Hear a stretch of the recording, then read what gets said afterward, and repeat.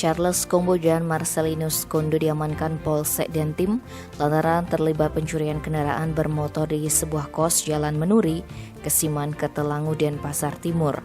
Kapolsek Dentim Kompol Trijoko menerangkan aksi kedua pemuda asal Sumba tersebut dilakukan Minggu 23 Januari. Kejadiannya bermula ketika korban Simon Bobo Woli yang baru pulang dari tempat kerja hendak beristirahat di tempat kosnya sekitar pukul 22. Pria asal Sumba Barat, Nusa Tenggara Timur itu menempatkan sepeda motor Honda Scoopy miliknya di parkiran kos. Ketika bangun keesokan harinya dia melihat motor miliknya tidak ada di tempat. Sempat dicari di seputaran TKP tetapi hasilnya nihil. Simon pun melapor ke Polsek Dentim.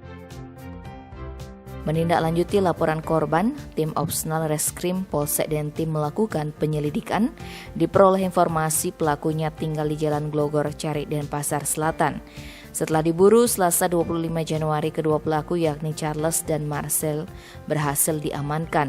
Kedua pemuda yang berasal dari Sumba Barat Daya NTT mengaku mencuri menggunakan kunci palsu.